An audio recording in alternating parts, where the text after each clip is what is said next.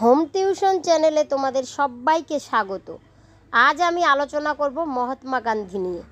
মহাত্মা গান্ধীর জীবনী বা আত্মজীবনী বা মহাত্মা গান্ধীর সম্বন্ধে যা জানো লেখো, এরকম আসলেও তোমরা কিন্তু লিখতে পারবে। তো সম্পূর্ণ ভিডিওটা দেখতে থাকো। আশা করি ভিডিওটি তোমাদের ভীষণ উপকারে আসবে এবং খুব ভালোও লাগবে। চলো তাহলে শুরু করা যাক। মহাত্মা গান্ধী 1869 সালে 2রা অক্টোবর গুজরাটের পোরবন্দর নামে একটি গ্রামে জন্মগ্রহণ করেন। তার ছোটবেলার নাম ছিল মোহনদাস করমচাঁদ গান্ধী। গান্ধীজি ভারতের স্বাধীনতায় অত্যন্ত গুরুত্বপূর্ণ অবদান রেখেছিলেন। গান্ধীজি সর্বদা অহিংসার পথ অনুসরণ করতেন এবং তিনি আশা করেছিলেন অন্য মানুষও সত্য ও অহিংসার পথ অনুসরণ করবে।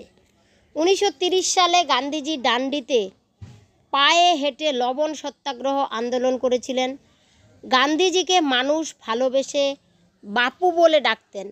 তিনি লন্ডন থেকে আইন বিষয়ে পড়াশোনা শেষ করেন। বাপু ব্রিটিশদের জন্য খুব কঠিন হয়ে পড়েছিলেন।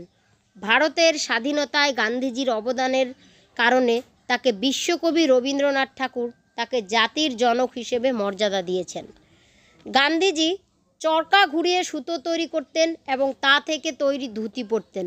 তিনি সবসময় সাদাসিধে জীবনযাপন করতেন। গান্ধীজির সবচেয়ে গুরুত্বপূর্ণ আন্দোলন ছিল অসহযোগ আন্দোলন। পরে 1942 সালে শুরু করেন ভারত ছাড়ো আন্দোলন। এই আন্দোলনে কোনো পরোক্ষ নীতি অবলম্বন না করে সরাসরি ব্রিটিশদের ভারত ছাড়ার দাবি জানান মহাত্মা গান্ধী। গান্ধীজির সেই কালজয়ী বিখ্যাত ডু অর ডাই করেঙ্গে ইয়া মরেঙ্গে এই ধ্বনিতে 1943 সালের শেষের দিকে বিশ্বযুদ্ধে ক্ষতবিক্ষত ব্রিটিশরা ভারতের স্বাধিকার প্রদানের অঙ্গীকার করলে আন্দোলনটি থেমে যায়।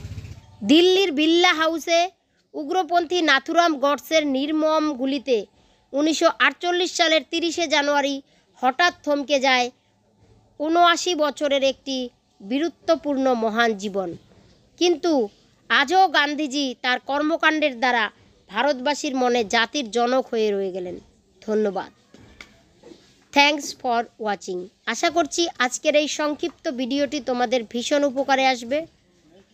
তো ভিডিওটি ভালো লেগে থাকলে অবশ্যই চ্যানেলটিকে সাবস্ক্রাইব করে পাশে থেকো। দেখা হচ্ছে তাহলে পরের ভিডিওতে। ততক্ষণের জন্য টেক কেয়ার, বাই বাই।